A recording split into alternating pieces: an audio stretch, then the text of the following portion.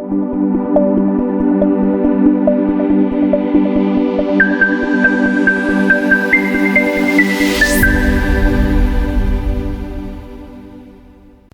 le cadre de la préparation des Jeux olympiques de la jeunesse de Dakar 2026, le Comité national olympique du Gabon a tenu ce vendredi 21 août 2026 une réunion de coordination avec les fédérations sportives concernées. Présidé par José Walter Foula, vice-président 1 du Comité national olympique et chef de mission, était présent pour le compte du CNG, Anaclé Mathieu Tati, secrétaire général, Sylvain Linzonzo Dinam, vice-président 3, Sandrine Amiar, vice-présidente 5, le coordinateur général, ainsi que Mounir Barbouchi, conseiller technique du président. Les directeurs techniques nationaux et représentants des fédérations de judo, wushu, taekwondo, natation et athlétisme ont également pris part aux échanges. Les travaux ont porté sur le suivi de la préparation technique et des qualifications des athlètes, les aspects administratifs et logistiques, ainsi que la coordination entre le CNOG et les différentes fédérations. À cette occasion, José Walter Foula,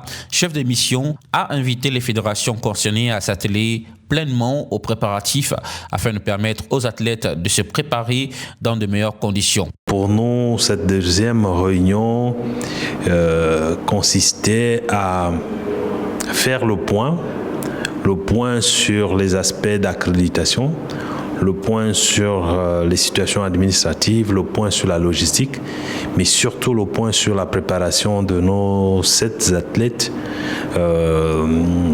des 5 disciplines retenues, à savoir l'athlétisme, le judo, le taekwondo, le wushu et la natation. Il était important pour nous de savoir dans quelles conditions ces athlètes se préparent et quel est le travail technique qui a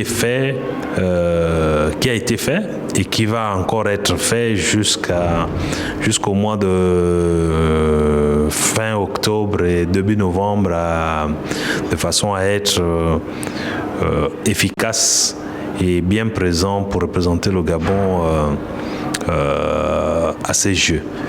Donc les différents responsables techniques, à savoir les directions techniques de ces fédérations, nous ont fait le point.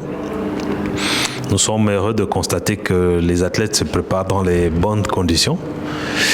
Et nous aussi, nous leur avons donné toutes les informations relatives à leur accréditation, relatives à leur hébergement, relatives à leur transport, relatives à des exigences